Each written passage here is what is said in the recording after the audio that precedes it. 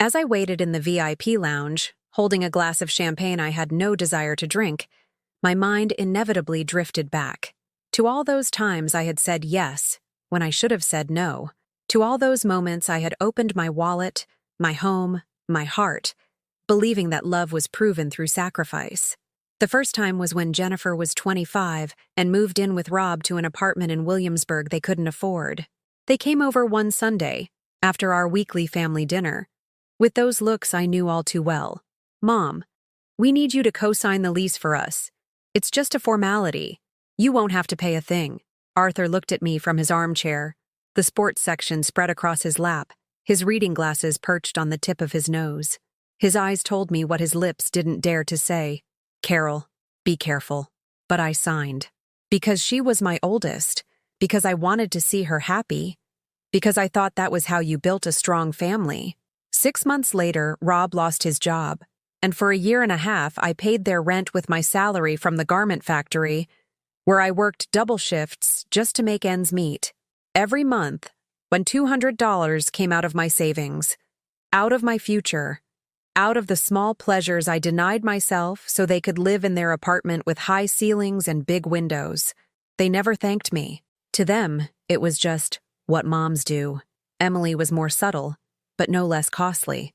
After her divorce, she showed up at my door on a rainy Tuesday in October with Lucy in her arms and 2 suitcases. "It's just temporary, Mom. Until I find something." She stayed for 2 years. 2 years in which my routine was completely upended. I worked from 6 in the morning until 2 in the afternoon at the factory. Then I'd pick Lucy up from school, take her to the park, make her a snack, help with her homework, cook her dinner, and read her stories before bed. Emily would get home at 10 at night, tired from her job at the insurance office, take a shower, eat the dinner I had left for her, and go straight to her room to unwind from such a hard day. On weekends, Emily went out with friends. "I need to clear my head, Mom." "You get it, right? Take care of Lucy. She has such a great time with you." I would stay home, making special meals for my granddaughter, taking her to Central Park, buying her ice cream with the money I should have been saving for my own retirement. When Arthur started showing the first signs of cancer, I was already exhausted, working, taking care of Lucy, looking after Emily, and now caring for my sick husband too. I'd get up at 5 in the morning to prepare breakfast, sort out medications, and get to work on time. I'd rush to the hospital after my shift, spend the afternoons between doctor's appointments and chemotherapy sessions, and come home to make dinner for everyone. I would finally go to bed after midnight, after ironing, cleaning, and getting everything ready for the next day. My daughters knew Arthur was seriously ill, but neither of them changed their routines to help. Jennifer kept going out on weekends with Rob and the twins. Emily kept up her social plans. "Mom, you've got it all under control. We don't understand all that medical stuff like you do." One night, Arthur took my hand as I was giving him his pain pills. "Carol, look at me." His eyes no longer had their old strength, but there was an urgency in his voice. "Promise me that when I'm gone, you won't keep living for them. Promise me you'll live for you." I squeezed his hand and lied. "Don't be silly, Arthur. You're going to be fine." But he insisted. "Promise me, Carol. I know you. I know what you do. You give and give and give, and they take and take and take. But it's never enough, is it? They never say, 'Thanks, Mom, you've done enough.'" I couldn't promise him anything because a lump in my throat kept me from speaking.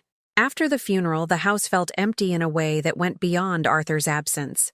Emily finally found an apartment and moved out with Lucy, but not before asking to borrow $3,000 for the security deposit and moving expenses. "I'll pay you back as soon as I'm settled, Mom. You know my word is good." She never paid me back a single dollar.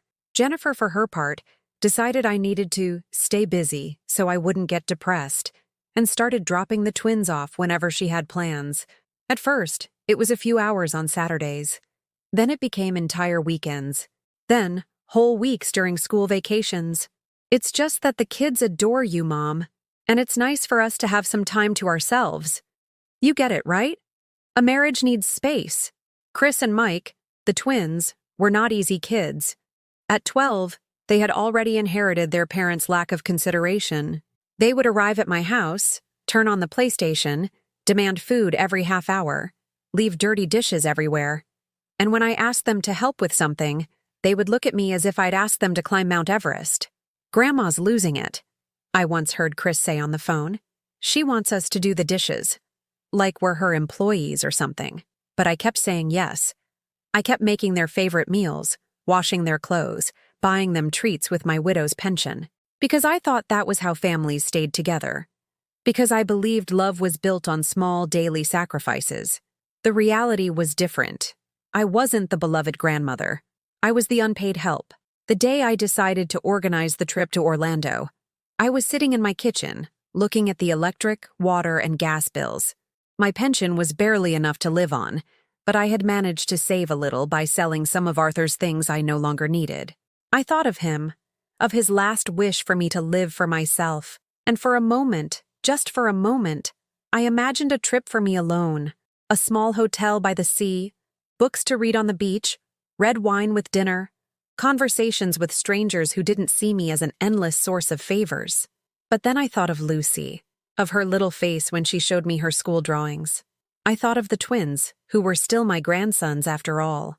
I thought of my daughters, who maybe just needed a chance to remember they loved me. A family trip, I told myself. Something beautiful for everyone. A nice memory to bring us all together. How naive I was. I called Jennifer that same afternoon. "Honey, what would you think if we organized a family vacation? I have some savings, and I think it would do us all good to be together somewhere nice." Her enthusiasm was immediate. "Mom, what a great idea. The kids will love it. And Rob and I desperately need a vacation." "Where were you thinking?" We talked about options. Orlando won unanimously. I offered to pay for everything. They would handle organizing the details. For weeks, I listened to them planning over the phone. Restaurants they wanted to try, excursions they would take with the kids, spas where Emily could relax. I would listen from the kitchen while I made snacks for whoever might drop by, feeling useful and loved. They never asked me what I wanted to do. They never included me in their conversations about the plans. They never added me to the group chat they had created to coordinate the trip, but I kept paying, wire transfer after wire transfer, until my savings account was practically empty. The night before the trip, when I overheard them talking about how much better it would be without her dragging her feet, I finally understood what I had refused to see for years. To them, I had never been Carol, the woman who had worked for 40 years to give them a better life. I had never been Carol, the widow who was still fighting to keep her family together. I was simply the ATM, sitting in that VIP lounge, surrounded by strangers flipping through glossy magazines and sipping their drinks. I couldn't stop wondering at what point I had given my life away in exchange for nothing. I remembered every signature on a document, every loan, every sacrifice. They were like invisible scars piling up on my skin. Outside, planes took off one after another, as if the world was in a hurry to leave me behind. I, on the other hand, was still, a prisoner of memories that weighed more than any suitcase.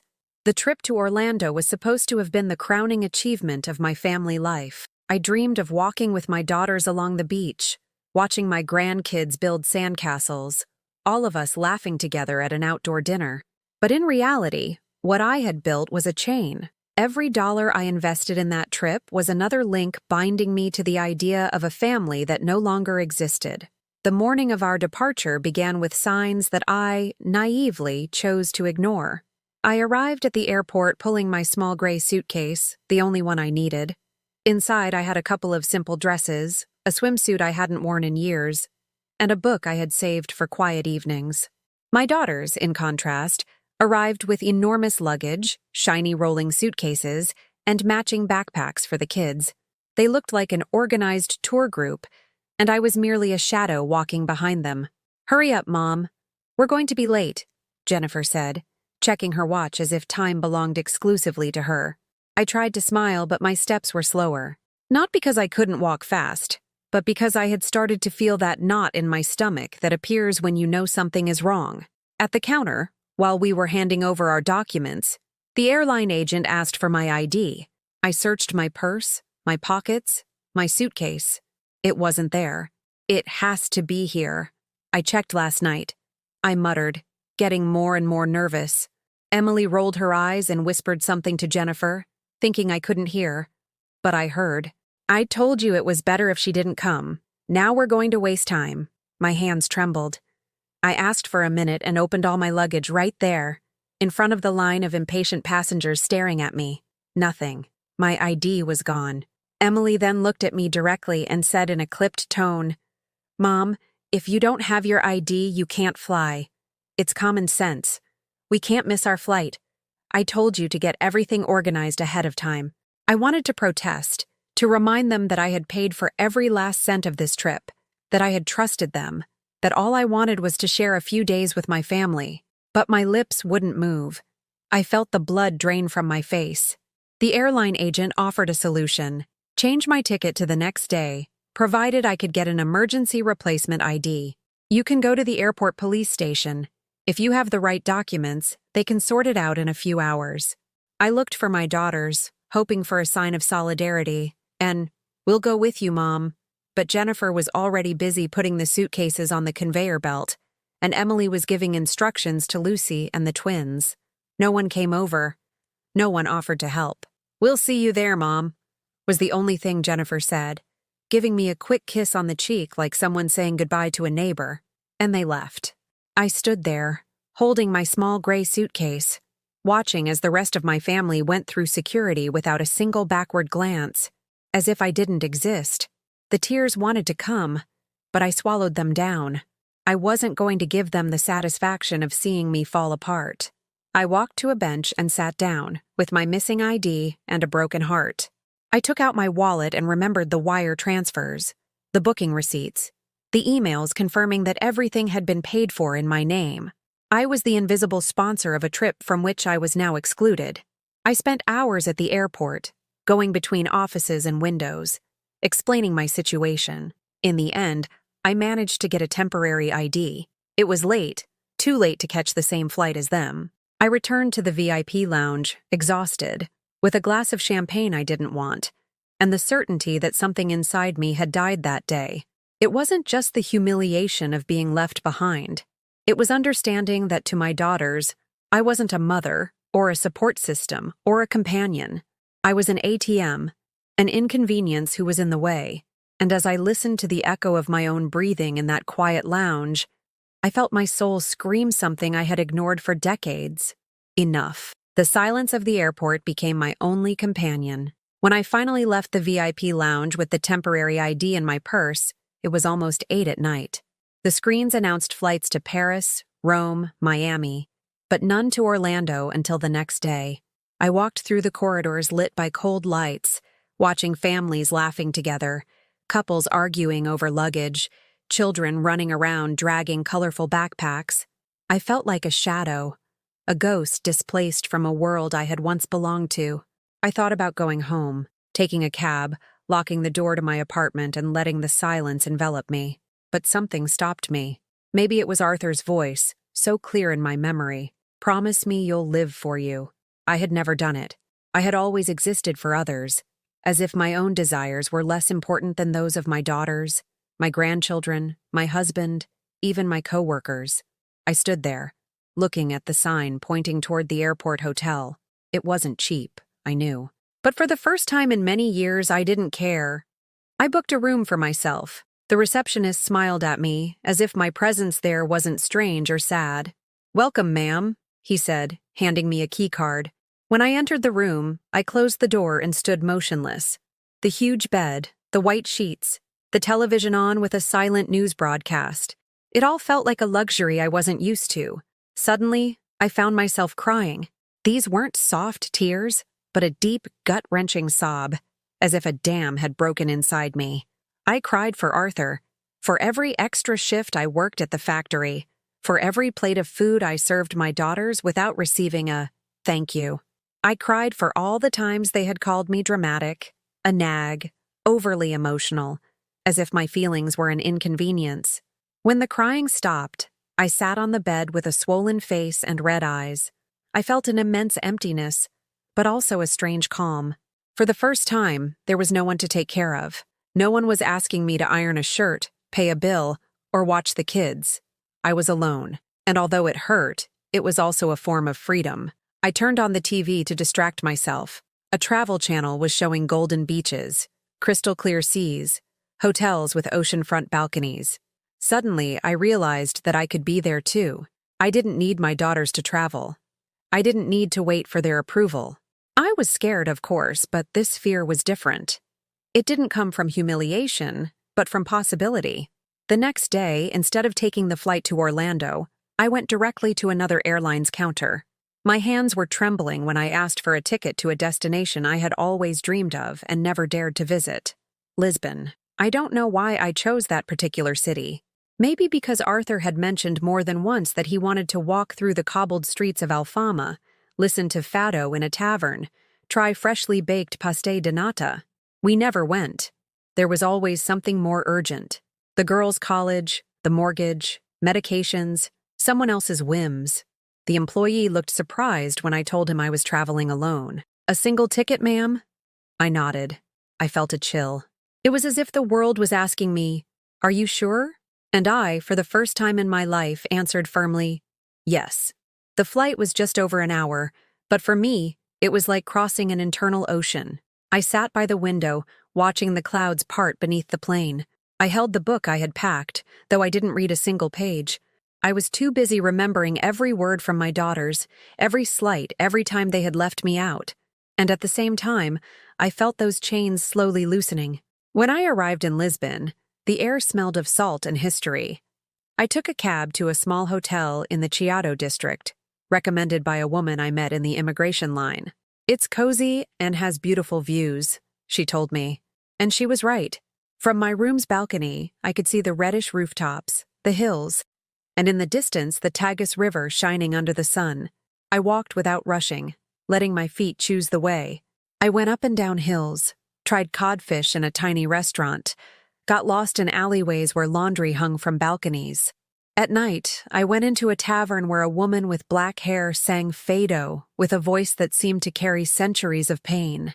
Every note pierced my chest, as if it were telling my own story. And there, surrounded by strangers, with a glass of red wine in my hand, I felt I belonged to something larger than my sadness. Meanwhile, in Orlando, my daughters were sending pictures to the family group chat they had created without me. I didn't know until days later, when Lucy, innocent as ever, sent me a private message. "Grandma, why aren't you in the group chat? Everyone is sharing pictures from the beach." The message was like a knife. It confirmed what I already knew. They hadn't forgotten me by accident. They had deliberately erased me. I didn't reply to Lucy. I didn't want to burden her with the weight of my tears. But I saved that message as a reminder. The time had come to stop begging for love where there was none. The days in Lisbon became a balm for my soul. Every morning I would wake up early, have coffee with milk and fresh bread for breakfast, and go out for a walk. I met a group of Italian tourists who invited me to join them on a tram excursion. I laughed with them, took pictures, and even dared to tell them a little about my life. No one judged me. No one told me I was overreacting. One afternoon, at the Bertrand bookstore, the oldest in the world, I found a blue-covered notebook. I bought it without a second thought. That night, in my hotel room, I began to write.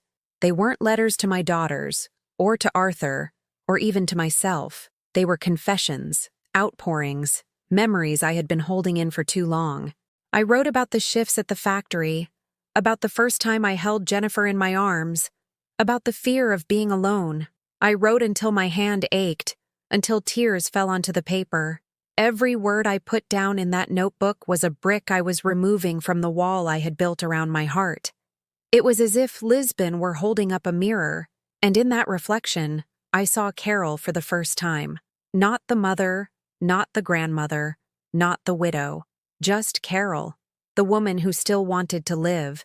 One night, I got a call from Jennifer. I answered with my heart racing, expecting an apology, a sign of remorse. But her voice was cold. "Mom, I'm just calling to let you know the hotel expenses in Orlando were higher than we expected. We need you to make another wire transfer. Can you do that?" I was silent. She insisted. "Mom, are you hearing me? It's urgent." And then, something inside me changed forever. No, Jennifer. This time, no. The line went dead silent. I could imagine her shocked face, the indignation she must have felt. I was surprised by my own response. I had never dared to say that word before, but I said it. And I felt lighter than ever. I hung up the phone without another word. I walked to the balcony, breathed in the fresh Lisbon air, and made myself a promise. I would never again be the one who pays. The morning after that call with Jennifer, I woke up with a strange sensation, as if I had crossed an invisible threshold. I opened my eyes and the sun was streaming through the light curtains of the hotel room. I didn't feel the urge to jump out of bed to tend to someone, nor the obligation to make breakfast for others. There was only me, and my only duty was to decide what I wanted to do with my day.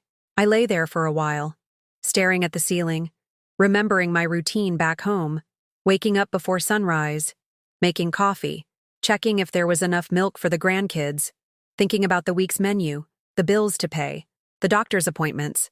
It was a never-ending cycle, and I never even asked myself if I wanted it.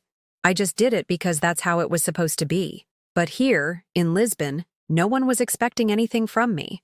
That emptiness, which once would have terrified me, began to fill me with an unfamiliar peace. I decided to go for a walk with no destination in mind.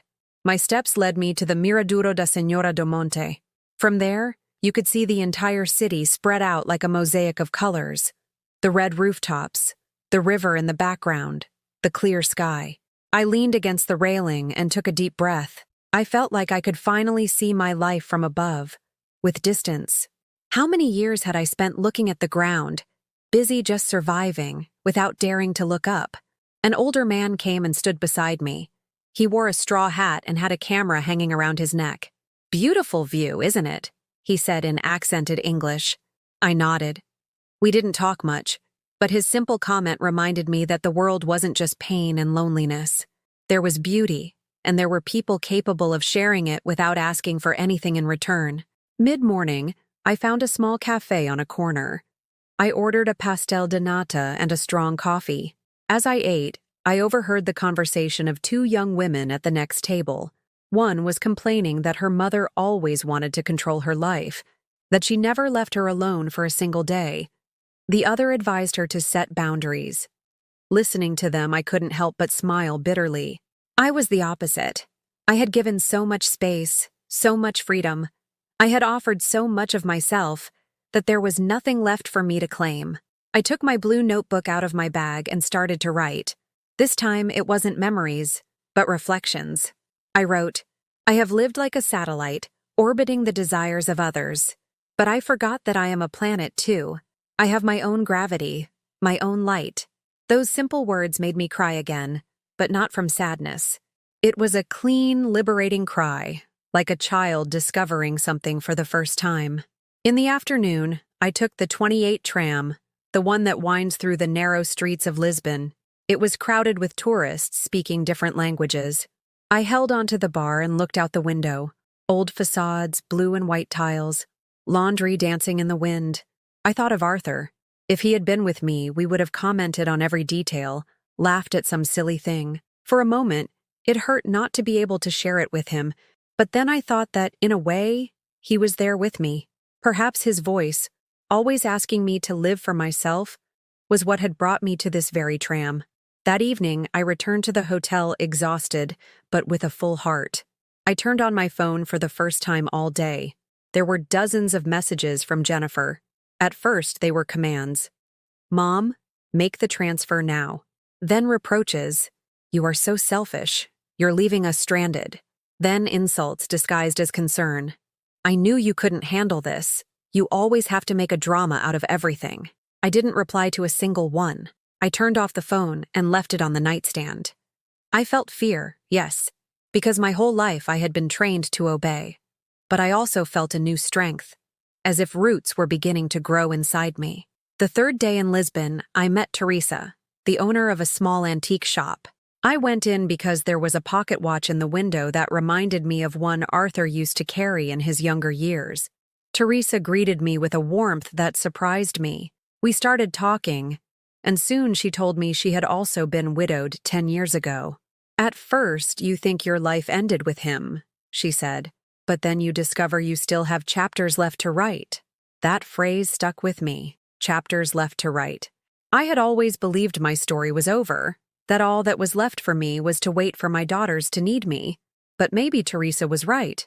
Maybe there were still blank pages waiting for my pen. I spent several hours in her shop, looking at old objects that seemed to hold secret histories. Teresa gave me a small locket with the image of a swallow. "So, you remember you can always fly away from what ties you down," she said. I put it around my neck and it felt like a shield. That night, while eating dinner alone in a restaurant by the river, I decided I wouldn't go straight home. I had a modest pension, it was true, but there was still some money left in my account. Not much, but enough to allow myself a few more days of freedom. I thought about my daughters, about how furious they would be when they didn't get the money they were demanding. I thought about the accusations that would follow, about the doors that might close forever. But for the first time, I wasn't afraid of that possibility. What was worse? Losing their approval, which was never real, or losing myself? I got up early the next day and took a train to Sintra. The green landscape, the colorful palaces, the immense gardens. It was like stepping into a fairy tale. I walked for hours, climbed endless stairs, got lost in the woods, and as my legs grew tired, my spirit grew stronger. I felt that every step was an act of rebellion against decades of submission. In the afternoon, I sat on a bench facing the Pina Palace. I took out my notebook and wrote another sentence. I am not the ATM, I am not the maid, I am Carol. And Carol is still breathing. That day, upon returning to Lisbon, I received an unexpected message from Emily. It was much shorter than Jennifer's. "Mom, are you okay? Lucy is asking about you." I stared at it for a long time. On one hand, it warmed my heart that my granddaughter was thinking of me. On the other, it hurt to see that even in this message, Emily wasn't asking out of love, but because someone else had. I didn't reply immediately. I just caressed the swallow locket and closed my eyes. I understood that I was beginning a journey that had nothing to do with Lisbon or Orlando. It was an inward journey, toward the part of me that had been dormant for far too long. And though the unknown terrified me, it also excited me, because for the first time in decades, I was the protagonist of my own life. The day I decided to turn off my phone for good was like freeing myself from an invisible shackle. I had spent the morning wandering the narrow streets of Alfama, listening to a young man play a Portuguese guitar on a corner, when I suddenly realized my hand was compulsively reaching for the phone in my bag, not to call anyone, but to check for new reproaches, new demands, new chains disguised as family messages. I felt a chill. My entire life had been dependent on those sounds, those notifications that always meant someone needed something from me. I sat on a bench in front of a wall covered in blue and white tiles. I took out the phone, looked at it for a few seconds, and with a firm gesture, I turned it off. I didn't put it on silent. I didn't hide it in a drawer. I turned it completely off. The silence that followed was so absolute it almost hurt my ears. But it was a different kind of silence. A clean one. A silence that belonged to me. That day, I dedicated myself to walking without maps. I let myself be guided by the steep stairways, by the smell of freshly grilled fish coming from the restaurants, by the voices singing from narrow balconies. In an alley, I found a group of older women playing cards at a makeshift table. I approached timidly, and one of them invited me to sit down. We didn't share a language, but it wasn't necessary. They offered me a glass of cheap wine, and we laughed with gestures, with glances, with the universality of the game. As they shuffled the cards, I thought of my daughters. They, with all their access to comfort, with all their youth on their side, would never have stopped to offer me such a gesture. They had gotten used to seeing me as a resource, not a person. Those Portuguese women, on the other hand, without knowing me, had treated me as an equal. I felt seen, acknowledged, and I understood that true affection isn't measured by blood, but by the humanity one receives. That night, I returned to the hotel feeling light, as if I had left a weight behind. I opened the blue notebook and wrote, "It's not about traveling far away. It's about traveling within." Today I discovered I can still laugh with strangers. I closed the notebook and fell asleep with a smile that hadn't appeared on my face in years. In the following days, I began to establish small routines that were mine alone. I had slow, unhurried breakfasts. I walked to a different bookstore each day and browsed through books even if I didn't buy them. I treated myself to simple lunches in restaurants where no one knew me. And every evening I returned to the viewpoint to watch the sunset over the river. That consistency gave me a security I had lost, the security of deciding for myself. One afternoon, upon returning to the hotel, the receptionist told me there had been several calls for me. "Would you like me to connect them to your room?" she asked. I shook my head. "No, thank you. I'm fine." She smiled discreetly, as if she understood more than my words conveyed. However, curiosity got the better of me, and I turned on the phone for a moment. Jennifer's messages were increasingly aggressive. "You ruined our vacation. The kids are asking why you're so selfish. Dad would be ashamed of you." I felt a lump in my throat, but I faced it. No, Arthur wouldn't be ashamed. He had asked me to do the exact opposite, to live for myself, and that memory became my armor.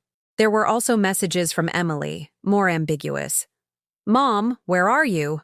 Lucy misses you. I don't understand why you're doing this." In the past, those words would have had me running back, apologizing even when I wasn't at fault, trying to fix a mistake that wasn't mine.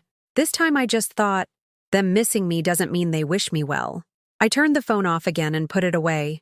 I decided I would no longer let guilt dictate my steps. The next day I took a tour boat along the Tagus River. The cool wind hit my face, and for the first time in years, I closed my eyes and let myself be carried away by the sensation of simply being alive. I didn't need to do anything else. I didn't need to justify myself. Beside me, an elderly couple took photos and hugged each other tenderly. They asked if I was traveling alone. When I said yes, they looked at me with admiration. "How brave," the woman said. That word, brave, stayed with me all day. I had never thought of myself that way. I saw myself as a tired, used, invisible woman. But maybe being brave wasn't about climbing mountains or running marathons. Maybe being brave was daring to say no after a lifetime of saying yes. Maybe being brave was buying a ticket to Lisbon with money that I once would have handed over to others without a second thought. That night, I allowed myself a luxury. I had dinner at an elegant restaurant by the river. I paid with my card, without fear of spending on myself. I ate slowly, savoring every bite, remembering all the times I had prepared dinners that I never enjoyed because I was too busy serving everyone else. When I finished, I ordered dessert even though I didn't need it, just because I wanted it. I looked at myself in the restaurant's bathroom mirror and discovered my face had a different glow, as if I were slowly becoming the woman I had forgotten. Later, as I walked back to the hotel, I passed a square where a group of young people were playing live music. People were clapping, dancing, hugging. I felt the urge to stop, but something inside me hesitated. I had always been the spectator, never the participant. And then I remembered the swallow around my neck. I moved closer, let the music envelop me, and without thinking too much, I started to move to the rhythm. It wasn't a perfect dance, but it was mine. I laughed. Yes, I laughed alone, in the middle of a square in Lisbon, as if I were 20 years old again. When I left, my heart was pounding. In the blue notebook, I wrote, "Today, I danced. Today, I didn't ask for permission to exist." The journey was continuing to transform me in ways I hadn't imagined. It wasn't just an escape. It was a rebirth. Every day I moved a little further away from the woman I had been, the one who pays, the one who stays silent, the one who endures. And every day I got closer to the one I was always meant to be, Carol. The routine I created in Lisbon became a refuge, but also a mirror. Every step I took through those streets forced me to confront the image I had denied for years, the woman who had disappeared behind the self-sacrificing mother and the accommodating grandmother. At first, I was afraid to admit it, as if doing so would be a betrayal of my daughters, as if saying, "I exist," were a selfish act. But with each passing day, that guilt faded, and what emerged in its place was a certainty. If I didn't take care of myself, no one would. One morning, while having breakfast on a cafe terrace, I overheard two older men talking about trips they had taken in their youth. They named cities I had only seen in movies. Istanbul, Vienna, Prague. It got me thinking about how much I had limited myself, not because I didn't have opportunities, but because I always gave them to others. When there was money, I used it to pay for my daughter's whims. When there was time, I devoted it to their problems. When there was space, I filled it with their things. And me? I never took up my own space. I took out the blue notebook and wrote, "I have lived as if my life were a hallway connecting others' rooms. Now I want it to be a room of my own, with my own windows and my own light." That same day, I decided to do something different. I went to a small travel agency I had seen near the hotel. The woman at the counter, with curly hair and a warm smile, asked what I was looking for. I hesitated. I was afraid to say it out loud, as if my desires were too big. But finally, I took a deep breath and answered, "I want to see the ocean, but not on a beach full of families or noisy tourists. I want a quiet place, where I can hear myself think." She showed me brochures of the Portuguese coast. I ended up choosing a fishing village called Ericeira. I had never heard of it, but the pictures showed white houses, narrow streets, and a vast ocean crashing against the rocks. I booked 3 nights there. When I got on the bus that would take me to Ericeira, I felt another internal shift. It was the first time I was traveling somewhere new without waiting for anyone, without asking for anyone's opinion, without carrying anyone's luggage. My small gray suitcase was in the storage compartment, light, and I felt the same way, light on the inside. When I arrived, the smell of salt and fresh fish enveloped me. I walked to a simple guest house where they welcomed me like family. My room had a window that looked out onto the sea. The sound of the waves was constant, like a heartbeat. I sat there for hours, just looking at the horizon, remembering how many times I had dreamed of escaping, of taking a train or a plane and just disappearing for a few days. And now I had done it. Not on a whim, not as an escape, but for survival. That first night, I went for a walk along the waterfront. The wind was strong, but instead of bothering me, it felt cleansing, as if it were stripping away layers of exhaustion that had built up on my skin. On a corner, a group of fishermen chatted while mending their nets. One of them greeted me and asked where I was from. I said, "From New York," and he nodded respectfully, as if coming from far away was an achievement. They offered me a piece of bread with grilled sardines, and I laughed at my own shyness as I accepted it. I wasn't just another tourist. I was a woman sharing a human moment with strangers who expected nothing in return. I spent 3 days in Ericeira, walking on the beach, writing in my notebook, and watching the sea. I wrote about my fears, about the anger that still burned inside me, about the sadness of being treated like a burden. But I also wrote about the freedom I was feeling, about the strength I was discovering, about the possibility of starting over. On the last day, while having breakfast at the guest house, I saw a young couple arguing. She was saying she was tired of him never listening to her needs. He responded with indifference, looking at his phone. I saw myself in that woman, and I wanted to go over and tell her, "Don't wait until you're my age to learn how to put yourself first." But I didn't. Not because I didn't feel it, but because I understood that everyone has their own journey. I had finally found mine, even if it had taken me more than half a century. When I returned to Lisbon, I found a letter under my hotel room door. It was from Teresa, the woman from the antique shop. She invited me for coffee before I left the city. I accepted. We sat in a cafe near her shop, and she listened to me as if we had known each other our whole lives. I told her a little about what I was going through, and she took my hand tenderly. The hardest part isn't leaving behind those who don't value you. The hardest part is leaving behind the version of yourself that allowed so much pain. But once you do, there's no going back. Her words struck me like a knife because they were true. For years, it wasn't just my daughters who had taken advantage of me. I had allowed it, with my silence and my submission. Admitting that hurt, but it also empowered me. If I had been a co-conspirator in my own prison, then I could also be the architect of my own freedom. That night, back at the hotel, I turned on my phone for just a moment. There were new messages from my daughters. Jennifer accused me of ruining her life, of being the cause of her problems. Emily asked me to come back, at least for Lucy. I read every word without crying, without trembling. And then I deleted all the messages. I didn't reply. I put the phone in the drawer and locked it. I lay in bed staring at the ceiling and thought of Arthur. I remembered his voice in his final days, asking me to live for myself. "Promise me," he had said. And though I couldn't make that promise then, I now understood that I was fulfilling his wish, not as a favor to him, but as an act of love for myself. The next morning, I packed my suitcase calmly. I didn't know where I would go next, whether I would return to New York or keep traveling. But for the first time in my life, that uncertainty didn't scare me. On the contrary, it made me feel alive. I felt that every day could be a new door, and I held the key. Before leaving the hotel, I opened the blue notebook and wrote, "Today, I choose to be my own company. I don't need permission. I don't need approval. Today, Carol belongs to herself." I closed the notebook, took my suitcase, and walked out into the street. The sun was shining on Lisbon, and the air smelled of freshly baked bread. I walked without rushing, with the certainty that my story was no longer being written by others. I was writing it myself. When I returned to New York after that trip, I did so with a feeling I had never had before, the feeling of returning as someone else. It wasn't just a physical return, but a symbolic one, as if I had left the woman who obeyed in Lisbon and brought back a woman who was no longer willing to carry anyone else's weight.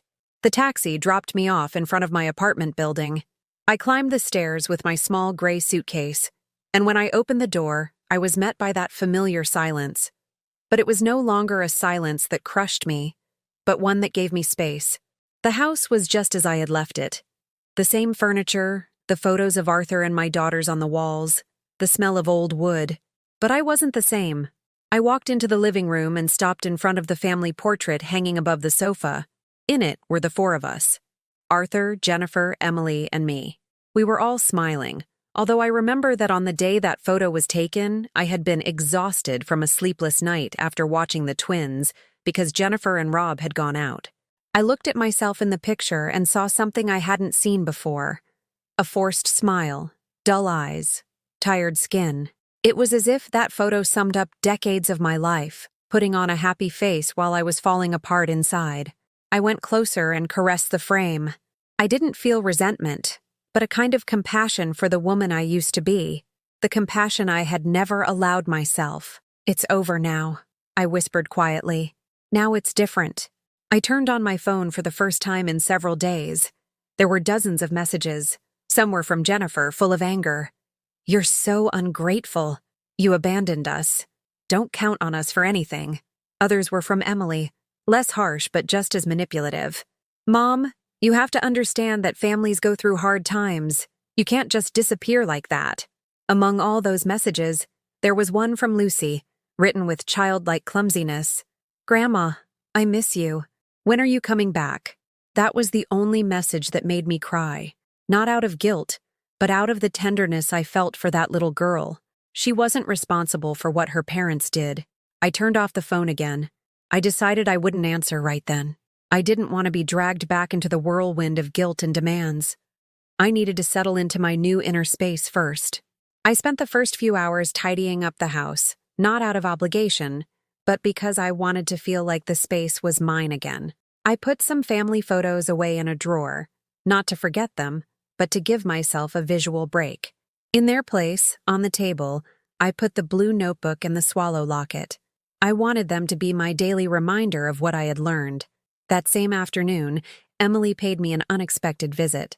She rang the doorbell, and when I opened it, she looked at me with a mix of anger and concern.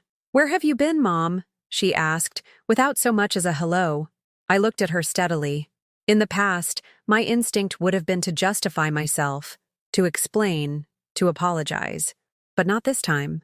"I've been living," I answered calmly. She fell silent, surprised by my tone. She walked in without waiting for an invitation and dropped her purse on the table. "Lucy misses you," she said, as if it were a weapon she could use against me. "I miss her too," I replied. "But that doesn't mean I'm going to keep putting up with everything you all do to me." Her face tensed. She wanted to argue, but she couldn't find the words. She stood up, grabbed her purse, and left, slamming the door behind her. I was alone again, but it didn't hurt. On the contrary, I felt that each confrontation was further proof that my voice had finally awakened. In the following days, I picked up a habit I had abandoned years ago, taking a morning walk in the nearby park. I didn't rush, nor was I doing it for anyone else. I walked slowly, breathing, looking at the trees. Sometimes I'd bring the blue notebook and jot down stray thoughts. Other times I'd just sit on a bench and people watch. I discovered that the world continued to exist beyond my daughter's demands.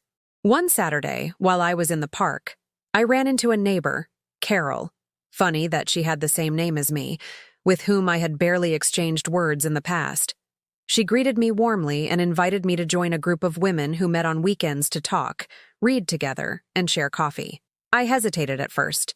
I had always avoided those things because I thought I didn't have time, that my life was too busy taking care of others.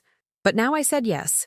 The first time I went, I felt awkward, like I didn't fit in. They talked about books, travel, personal projects. I mostly listened, but slowly I began to participate. I told them a little about my trip to Lisbon without going into too much detail. They listened attentively, without judgment. One of them said to me, "You're so brave." That word resonated with me again, just as it had on the boat on the Tagus. As the weeks went by, I found a new space in that group, a space of my own. I started reading books I never would have allowed myself, writing longer entries in my notebook, and even thinking about small things I wanted to do just for me. A painting class, a weekend trip to another city, dinner at a nice restaurant. Simple things, but they represented a profound change. Meanwhile, the calls from my daughters became less frequent. I think they began to realize I no longer responded as I used to. I wasn't running after them anymore. I no longer offered my money, my time, or my energy as if they were infinite. They pulled away, yes, but I discovered it wasn't the end of the world. On the contrary, that space allowed me to breathe. One night I dreamed of Arthur. In the dream, we were sitting together on a bench by the sea. He was smiling at me, peacefully, and said, "Now, Carol. Now you're keeping your promise." I woke up with tears in my eyes, but they were sweet tears, not tears of pain. I felt that somehow he was with me on this journey. I opened the blue notebook and wrote, "I am not the woman left behind at the airport. I am not the one who pays all the invisible bills. I am not the one who stays silent. I am the one who writes her story with her own hands." And as I closed the notebook, I knew that what I was experiencing wasn't just a phase, it was a rebirth. The days in New York began to take on a different rhythm, as if I had finally found a melody I'd never heard before. I'd wake up early, make my coffee, and drink it by the open window, letting the cool morning air fill the house. There were no rushes, no voices asking for favors, no phones ringing with urgent demands. There was silence, a silence that belonged to me. In those quiet moments, I would catch myself smiling. It was strange, because for years I had associated smiling with something I showed to others, like a mask to hide my exhaustion. Now, it was different. I smiled just because I felt relief, because I was learning to enjoy my own company. One day, I decided to visit the cemetery where Arthur was laid to rest. I hadn't been in a long time, not for lack of love, but because every visit had been a painful reminder of everything I had lost. This time was different. I brought simple flowers, sat before the headstone, and spoke softly, as if he were there. "Arthur, I've started to live," I told him. "Not like before, not for them, not to keep up appearances. I'm learning to live for me." I felt a gentle breeze and took it as a response. I didn't cry as much as I usually did. Instead, I sat in silence, thanking him for leaving me with those last words that had become my compass. When I got home, I found a letter in the mailbox. It was unusual to get letters these days, especially from my daughters. I opened it with slightly trembling hands. It was from Jennifer. The handwriting was rushed, messy, almost angry. She berated me for my absence, accused me of leaving her alone with the kids, of being the cause of her financial problems. "If you can't help us, what good are you?" I read, my heart clenching. I calmly folded the letter and tucked it into my blue notebook. I didn't reply. I refused to play her game. I was no longer the woman who rushed to fix everything. Emily, on the other hand, called a few days later. Her voice sounded tired, but less aggressive than her sister's. "Mom, I don't get what's going on with you. You were always the one who held the family together. Now you seem like a different person." "It's not that I seem different, Emily. I am different. Or rather, I'm becoming who I was always meant to be." "And what about us?" she asked, her tone a mix of reproach and pleading. "What about you is that I'm no longer going to carry your responsibilities. If you want me in your life, it will be as your mother, not as your maid or your ATM." There was a long silence on the other end of the line. Finally, Emily sighed and hung up without another word. I stood there with the phone in my hand, feeling a pang of pain. Because of course I loved them. Of course I wanted a relationship with my daughters. But not at any price. Not at the cost of myself. As the weeks went by, my life filled with new little habits. I started attending the women's group I'd met in the park. We gathered every Saturday to read and talk. I discovered books I never would have chosen on my own, stories that made me reflect on freedom, self-love, and the meaning of life. With every meeting, I felt more alive, more connected. One of the women, Clara, suggested I sign up for a creative writing workshop at the local community center. I hesitated. Me? Write? I thought. But then I remembered everything I had already poured into my blue notebook. I accepted. On the first day of the workshop, I sat nervously in a small classroom with 10 other people. The instructor, a kind man with white hair, asked us to write about a childhood memory. At first, I didn't know what to put down. Then the words came on their own. I wrote about the afternoons when my mother would brush my hair in the backyard, about the smell of honeysuckle, about Arthur's laugh when we first met. When I finished, I realized my hands were shaking and my eyes were damp. The instructor read excerpts from our writing aloud, and when he got to mine, he looked at me intently. "You have a very honest voice. Don't lose it." That sentence stayed with me like a gift. I went home with a full heart, convinced that even though it had taken me many years, I could still start over. In parallel, I noticed how my daughters were trying to regain control. Jennifer would send cold texts, always related to money. Emily at times seemed to want to get closer, but she did it clumsily, like someone who doesn't know how to love in any way other than through dependence. I would read their words and let them sit, without rushing to reply. I had learned that not everything deserved an immediate response. One day, Lucy called me directly from her mother's phone. Her voice was sweet, innocent. "Grandma, why don't you come over anymore? I miss you so much." I bit my lip to keep from crying. "I miss you too, sweetheart. But sometimes grown-ups have things to sort out. Is it because Mommy is mad? It's because I'm learning to take care of myself, Lucy. And when you take care of yourself, you can love for real." She didn't fully understand, but she told me she loved me. That call was like a ray of light through the clouds. Things were starting to change inside me too. I realized I no longer felt guilty for cooking a meal just for myself, for buying a new dress with part of my pension, for saying no to obligatory invitations. Small gestures that might be trivial to anyone else, but for me, they were revolutions. One afternoon, in the writing workshop, we were asked to imagine a letter to our past selves. I picked up my pen and, without thinking too much, wrote, "Dear Carol, you are not selfish for wanting to be happy. You are not a bad mother for thinking of yourself. You are not less of a woman for saying no. I wish you had known this sooner, but it's never too late. I promise you that from now on, you will live with dignity, not with chains." When I finished, I felt I had closed a chapter. It was as if that letter had finally freed me from the woman I used to be. That night, back home, I opened the drawer where I kept the turned-off phone. I held it for a moment, then put it back. It was no longer an emergency. It was no longer a tyrant. It was just an object, and I was no longer its prisoner. I looked at myself in the mirror before bed, and I recognized myself. I recognized Carol, the one who still had strength in her eyes, the one who could still dance, write, laugh, and I made myself a promise. I would never again disappear behind anyone. Winter arrived faster than I expected. The mornings turned cold, my breath fogging in the air when I opened the window, and fallen leaves piled up at the entrance of the building. I had always hated winter because I associated it with being cooped up, with sadness. with the loneliness of short days. But this year was different. For the first time, I welcomed it as a refuge.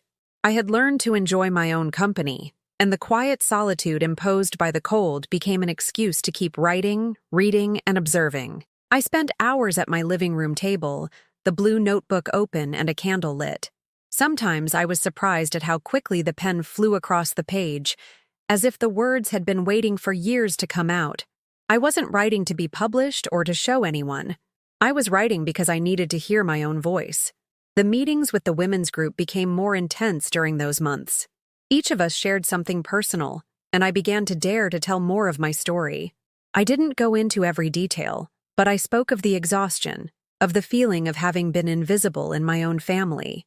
They didn't judge me. One of them, Anne, hugged me after a session and said, "The most valuable thing is that you are here, and that you are beginning to see yourself." Those words stayed with me. Meanwhile, my daughters went on with their lives.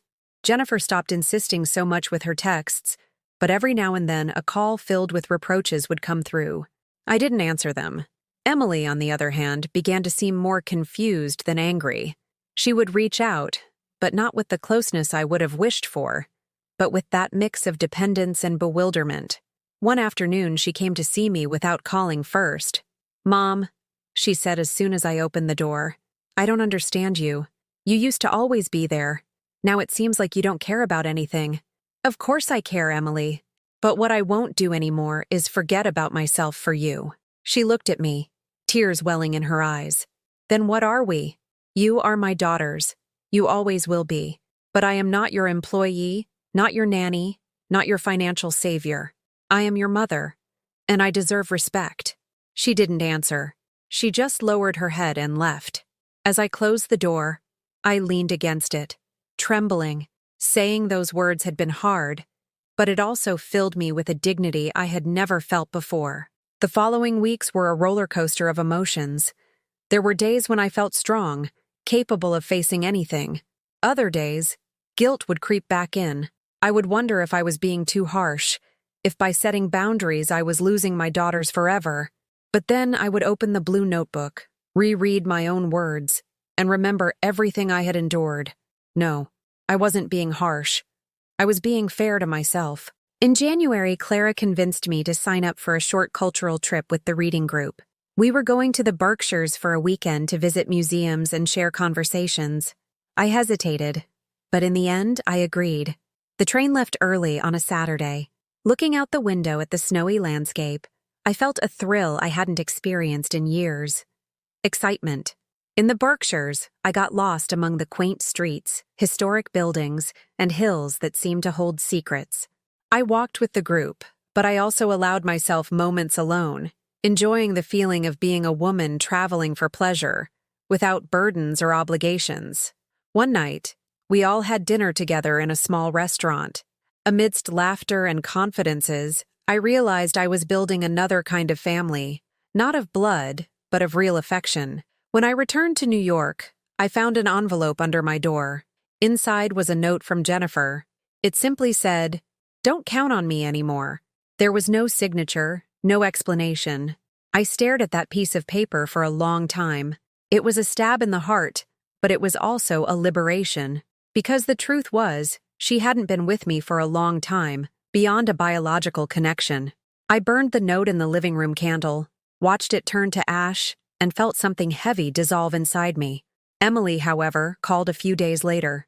This time, not with reproaches, but with a more vulnerable voice. "Mom, I don't know how to do this. I always leaned on you, and now I don't know how to stand on my own." Her confession moved me. "You have to learn, Emily. It's your life, not mine. I'll be here if you need me as a mother, not as a crutch." There was silence, but not of anger, of reflection. Slowly, I began to notice that my words were starting to have an effect. Not an immediate change, but a crack in the old dynamic. And that crack gave me hope. One afternoon in February, while writing in my notebook, I considered the possibility of turning my writings into something more. Maybe a book, or at least a collection of stories that I could leave as a legacy. Not out of vanity, but because I felt there were so many women like me, invisible, tired, subdued. Maybe my story could be a mirror for them. That idea gave me renewed strength. I began to write with more discipline, organizing my memories, my reflections, my lessons learned.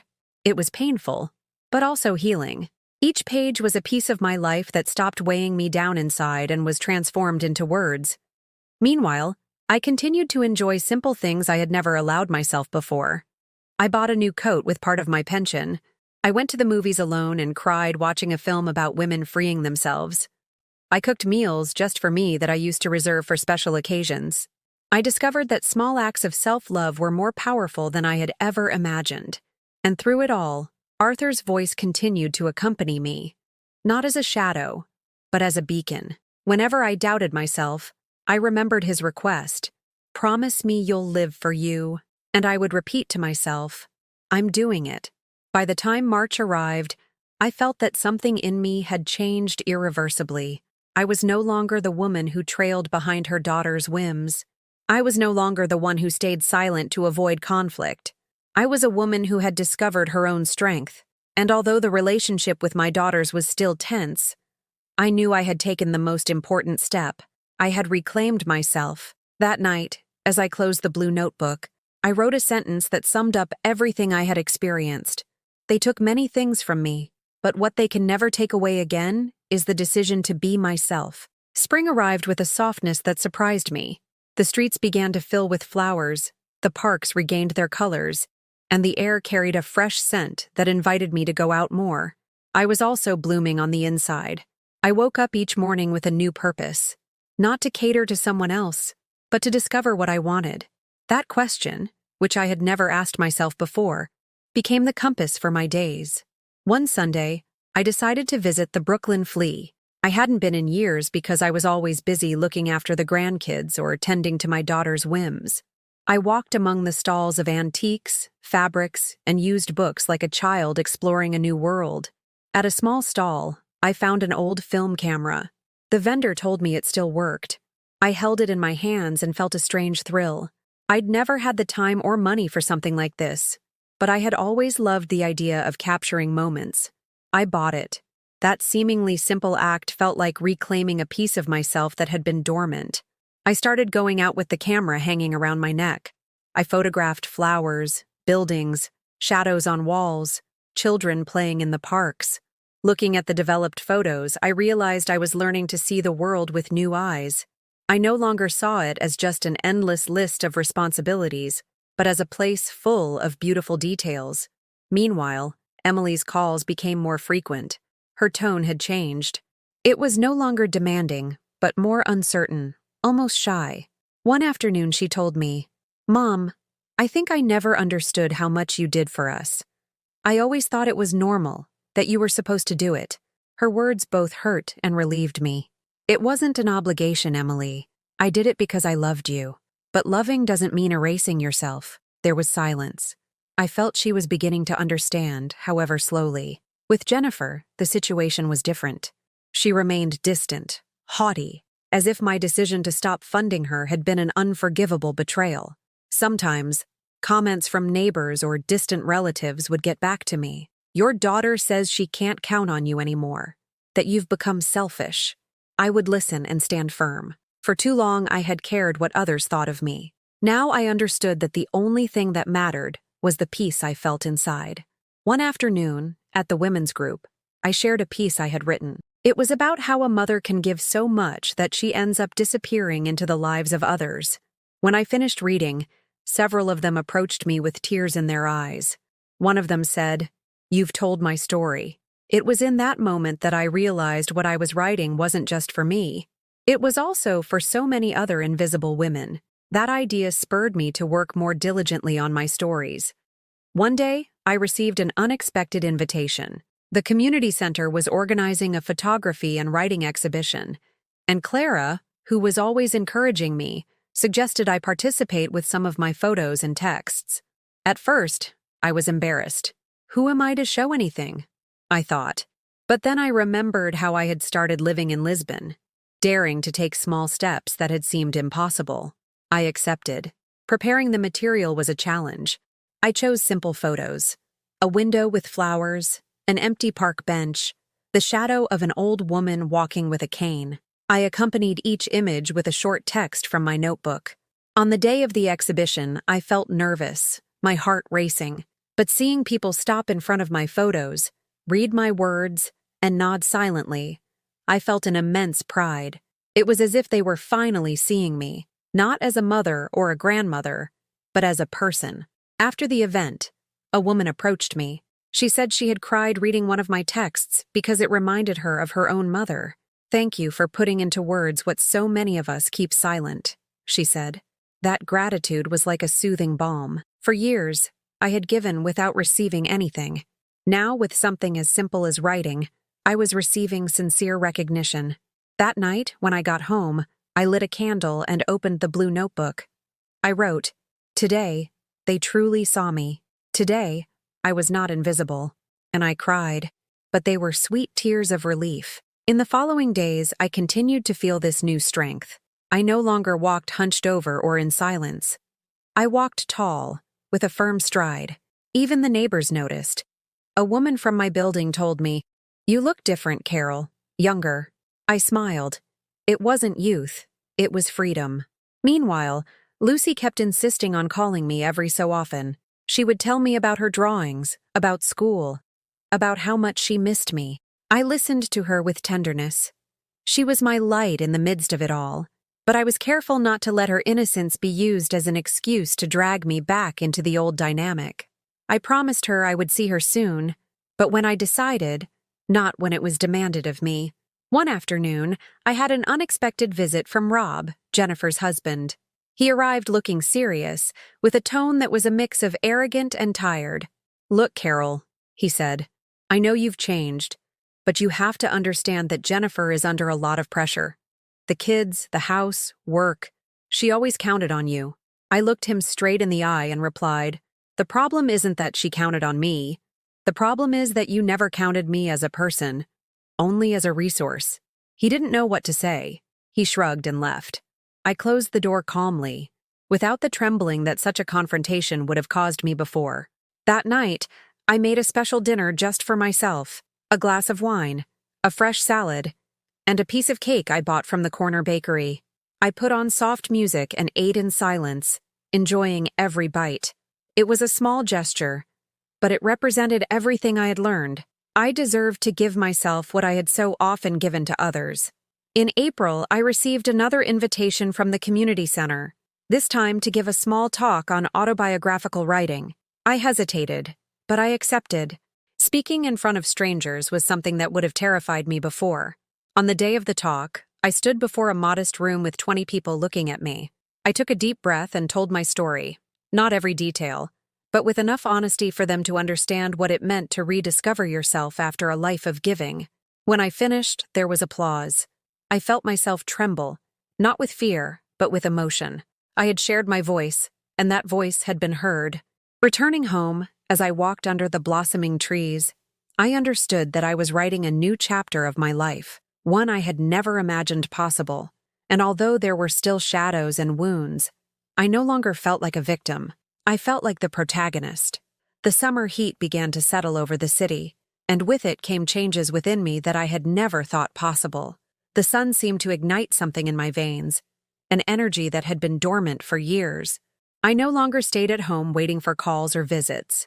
I would get up, put on light clothes, and go out to explore New York as if I were a tourist in my own city. I walked through Central Park, through Soho, down the narrow streets of the village, and in every corner, I found a reflection of myself that had been hidden. On one of these walks, I stopped in front of an art supply store. The window displayed brushes, oil paints, and canvases of various sizes. I remembered that as a little girl. I loved to draw, but I had given it up as I grew older. There was always something more important. Working, raising children, paying bills. That afternoon, I went in without a second thought and bought a basic set of watercolors and a sketchbook. When I got home, I sat at the table and let the colors flow. They weren't perfect masterpieces, but each brushstroke brought back a part of my inner child. I was surprised to find joy in something so simple. I spent my mornings painting and my afternoons writing. Sometimes I combined the two. I would illustrate sentences from my blue notebook with small drawings of flowers, birds, landscapes. It was as if I were stitching together a new version of myself, one that could finally play without fear of judgment. As the days passed, I also began to notice how my daughters were moving around me. They weren't used to this new silence, to this mother who no longer responded immediately. Jennifer remained distant, almost gone, as if my refusal to continue financing her whims had broken something irreparable. Emily, on the other hand, began to seem closer. One day she called and told me, "Mom, I've been thinking about what you said. You're right. I always expected you to be there for everything, and I never asked what you needed." I stayed quiet, surprised. "I don't know how to fix it," she continued, "but I want to try." That conversation was like a crack in a wall I thought was indestructible. It didn't mean everything was resolved, but it meant something was shifting. For the first time, I felt one of my daughters saw me as a person. At the same time, I continued to build my own world. In the writing workshop, I started sharing longer stories, and the instructor encouraged me to think about collecting them into a book. At first, it seemed like a ridiculous dream, but then I thought, why not? I had spent my entire life believing my dreams didn't matter. Maybe it was time to give them some space. The women's group became a pillar for me. We organized a small fair in the neighborhood to showcase what each of us did. Some cooked, others embroidered, others read poetry. I displayed some of my photos and texts. Seeing people stop, read my words, and be moved was an immense gift. A woman hugged me and said, "You've given me the strength to stop being silent." That sentence stayed with me for days. In the midst of all this, an unexpected moment arrived. The first time I went out to dinner with a man after many years. I met him in a bookstore.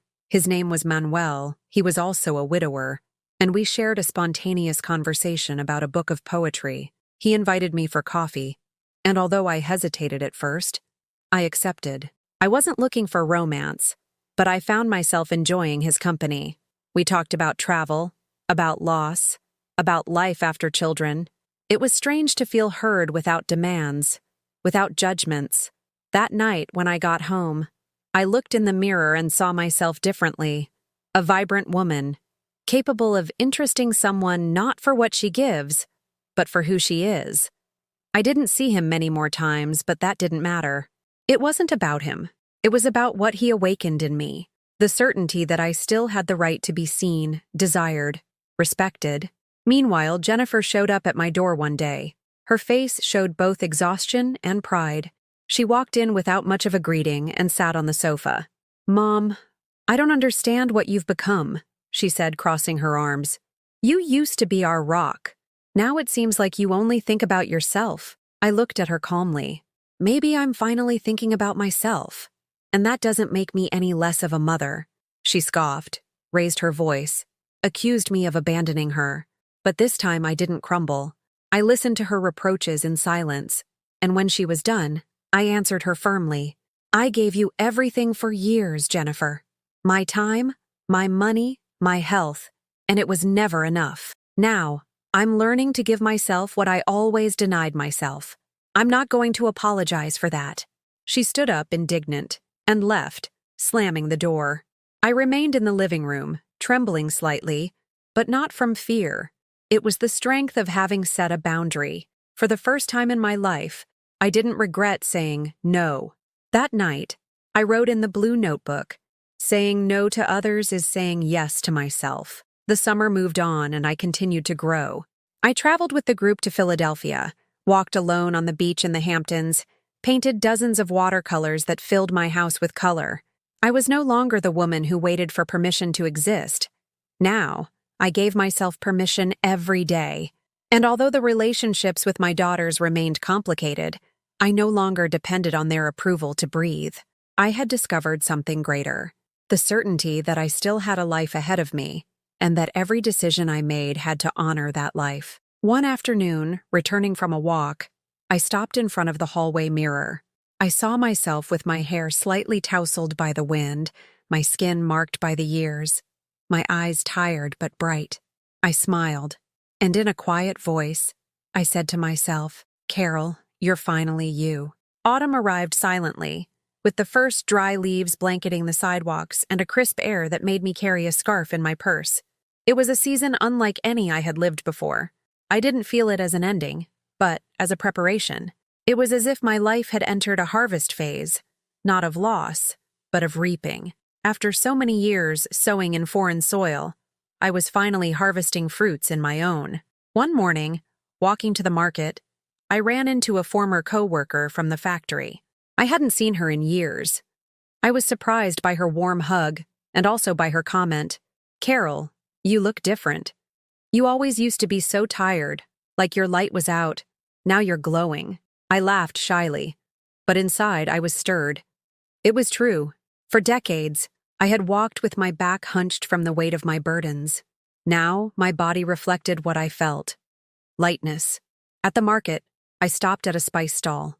The aroma of rosemary, basil, and thyme reminded me that it had been a long time since I had cooked for enjoyment, only for obligation. I bought some herbs, olive oil, and fresh tomatoes. That afternoon, I prepared a dinner for myself, with care, with attention, as if I were expecting guests. I set the table with a tablecloth, a cloth napkin, and a glass of wine. I didn't need company to celebrate life. The next day, Emily came to visit. Her attitude was different, less defensive, more serene. "Mom," she said as she hung her purse on the coat rack, "I'm trying to understand you." I sat across from her, ready to listen. "I always thought you were there because you wanted to be. I never asked if you were tired, if you were hurting, if you needed anything. Now I see that we took advantage of you and it hurts to admit it." Her words made me tremble. I hadn't expected such a confession. "The important thing is that you understand now," I replied. "Not so you can give me back what I didn't receive, but so you don't repeat the same thing with Lucy." Emily was silent, her eyes moist. We hugged. It was a real hug, not an obligatory one. I felt a part of me heal in that moment. With Jennifer, however, the distance grew wider. We barely had any contact. I suffered in secret, because no mother wants to be estranged from her child. But I also understood that I couldn't let myself be dragged back into the same cycle. I learned to accept that some bonds transform, and that letting go is also a form of love. Meanwhile, my life continued to fill with small victories. I kept writing and painting. The writing workshop ended, but the instructor encouraged me to keep working on my stories. He even suggested I look for a small publisher. The idea seemed enormous, but for the first time, I didn't dismiss it. I stored that possibility away like a seed for the future. The women's group became almost like a second family.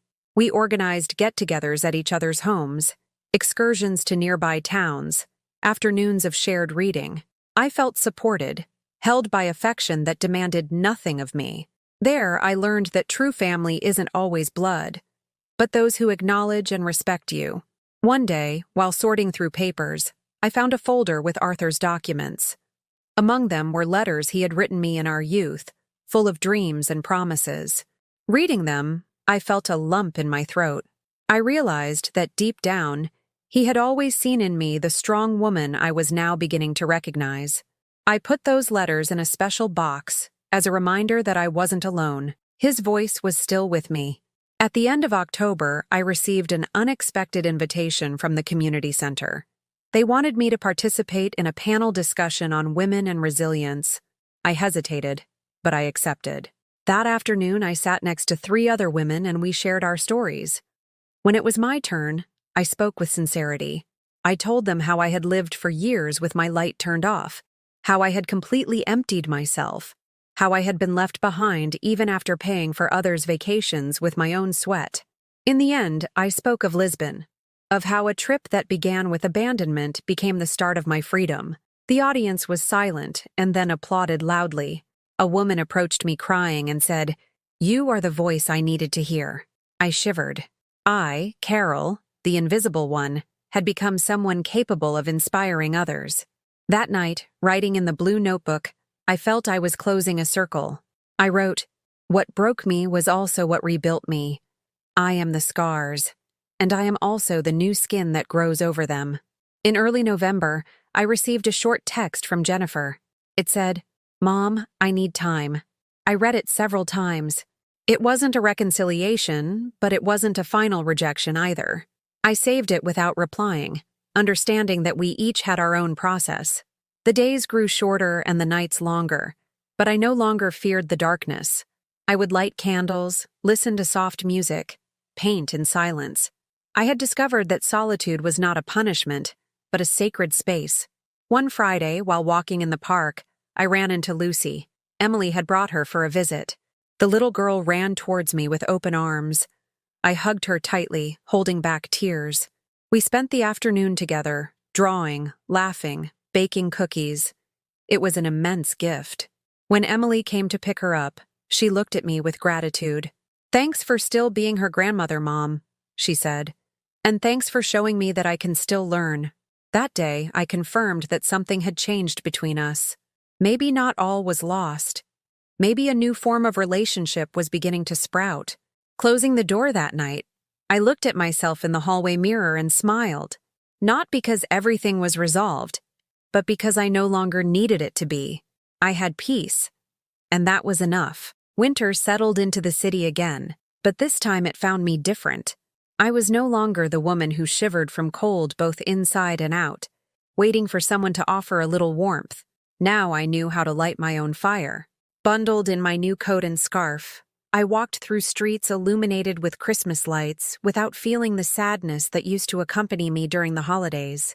For the first time in years, loneliness wasn't an emptiness. It was a space I could fill in my own way. One December afternoon, while walking through Times Square, I heard a group of Christmas carolers singing. I stopped for a moment, observing the families, the laughing children, the tourists taking pictures. Before, it would have hurt to feel outside of that circle. Now, I simply enjoyed the sound, like someone listening to a distant melody. I didn't need to belong to everything, because I finally belonged to myself. That night, at home, I lit a candle and poured myself a hot chocolate. I opened the blue notebook and wrote, "I don't need to be anyone's shadow at Christmas. I can be my own light." The days passed peacefully, until one Saturday I received an unexpected call. It was Jennifer. I hesitated to answer, but I did. Her voice sounded different, tired, less haughty. "Mom," she said after a long silence, "I don't know where to begin." I stayed quiet, waiting. "I've been thinking about everything that happened, about what we did, and I don't know if I can ask for your forgiveness yet, but I do want to say that I miss you." I felt a lump in my throat. This daughter of mine, who had always worn the armor of pride, was showing me a crack. "I miss you too, Jennifer," I replied in a calm voice. "And I'm here, but not in the same way as before. I'm here as a mother, not as a sacrifice." She didn't answer right away. She took a deep breath and said, "I need time to understand, but I wanted you to know." We hung up and I stood there with the phone in my hand, trembling. It wasn't a reconciliation, but it was a door left ajar. With Emily, things were progressing more quickly. She started visiting more often, not to ask for anything, but just to be there. One day she surprised me by saying, "Mom, I'm trying to be different with Lucy. I don't want her to grow up thinking that Grandma always has to give everything. I want her to learn to appreciate things." Her words moved me deeply. It was as if, little by little, my transformation was planting seeds in her. During those weeks, the women's group organized a charity event, handing out hot meals to the homeless. I joined without hesitation. I cooked stews, brought blankets, shared time with those who needed it most. It was a difficult and beautiful experience. Looking at the grateful faces of those people, I thought about how many times I had given everything for those who didn't value it, and how a sincere, though small gesture could mean so much. That night I wrote, "It's not the giving that hurts. It's giving where there is no respect. Giving freely is different. It's medicine." In mid-January, I received another surprise.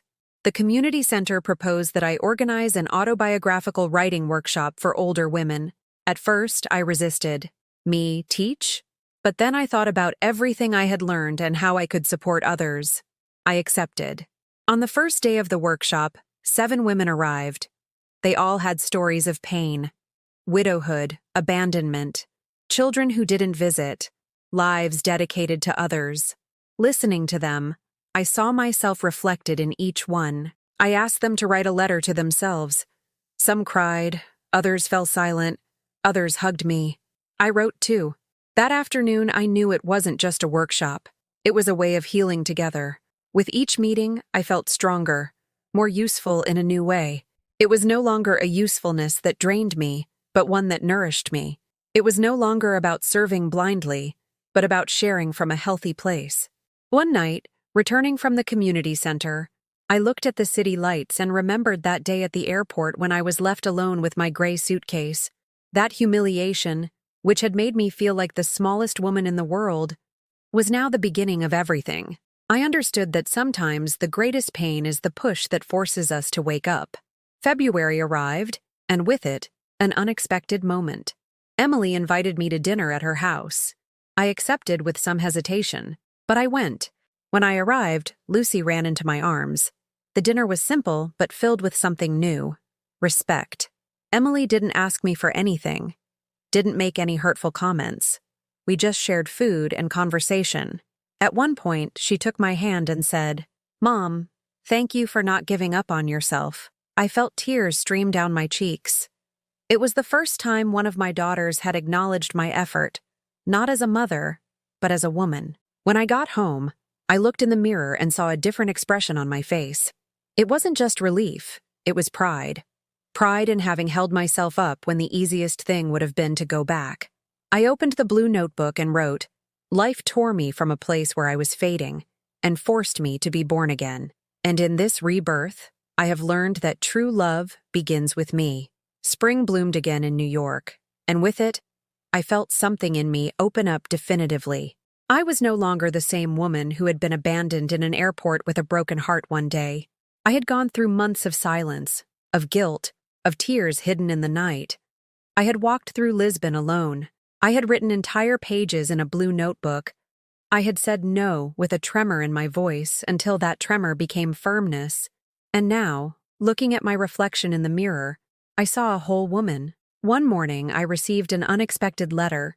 It wasn't from Emily or Lucy. It was from Jennifer. I opened it with trembling hands. It read, "Mom, I don't know how to apologize. I know I hurt you. I know I took advantage of you. The day I left you at the airport, I thought I was doing what was best for me, and I didn't see the pain I was causing you. But now, after these months, I realize that you were always the pillar, not for what you gave, but for who you are. If you're willing, I'd like to see you again." I sat with the letter on my lap. I cried in a way I hadn't in a long time. Not from sadness, but from relief. Finally, one of my daughters was acknowledging me. I didn't reply right away. I tucked the letter into the blue notebook and decided to wait. I didn't want to rush. I wanted the meeting to be real, not a passing whim. A few days later, Jennifer appeared at my door. She looked different. Her makeup was faded, her face tired, her eyes moist. She didn't say much. She knelt in front of me and said quietly, "Mom, I'm sorry." She didn't need to say more. I hugged her. I felt a wound that had been open for too many years begin to close inside me. It wasn't a magic forgiveness that erased everything, but it was a beginning, and for the first time, she was the one starting it. In that moment, I understood something profound. It wasn't about my daughters changing for me to be happy. It was about me having changed, and that was forcing everything else to shift. I had stopped being the ATM and had become a woman who respects herself, and that transformation had opened the door for others to see me differently. With Emily, things had also continued to improve. Every time she visited, she treated me with more consideration. She even started bringing me small bouquets of flowers, just because. A minimal gesture, but for me, it was enormous. Lucy continued to be my light. We spent entire afternoons drawing and reading, and in her eyes, I could see that the chain of indifference and abuse was breaking with her. She would grow up knowing that a woman deserves respect, because she was seeing it in me. The months passed, and one afternoon I received another invitation from the community center. This time it wasn't for a workshop, but to present my own book. With the help of the instructor and the women from the group, I had gathered my stories, my photos, my reflections into a volume titled The Blue Notebook. I never thought those pages, written amidst tears and silence, would become something public. But there it was, my voice, turned into a book. On the night of the launch, the room was full. Neighbors, friends, even some people I didn't know. In the front row were Emily, Lucy, and to my surprise, Jennifer too. Her eyes met mine, and for the first time in a long time, I didn't see contempt, but respect. I went up to the podium with the blue notebook in my hand. I told my story. I didn't omit the pain. I didn't hide the humiliation. I didn't disguise the loneliness. But I also spoke of the freedom I had found, of the travels, of the women who supported me, of the power of saying, enough. The audience listened in silence. At the end, there was a long, warm, sincere applause. In that applause, I understood that I had come full circle, that all the suffering, all the tears shed, had had a purpose, to lead me to this moment where I was no longer invisible. When it was over, I approached my daughters. Emily hugged me tightly. Jennifer, with tears in her eyes, took my hand. We didn't say much, but we didn't need to. Sometimes, sincere silence says more than words. That night, when I got home, I lit a candle and opened the blue notebook one last time. I wrote, "They cast me into the shadow, thinking I would stay there. But the shadow was where I discovered my light. Today, I am free. Today, I am me." I closed the notebook and placed it on the highest shelf, not to forget it, but to always remind myself of where I came from and where I never want to return. The lesson of my journey is clear. No one can give you dignity if you don't decide to recognize it yourself. No one can take away who you are unless you hand it over. Real life begins when you stop begging for love where there is none and become your own refuge. What about you? Have you ever felt invisible in your own family, or do you know someone who has gone through something similar? Tell me in the comments. I want to read your stories. And if this story touched your heart, please leave a like and subscribe to the channel. That way, this message can reach someone else who needs it.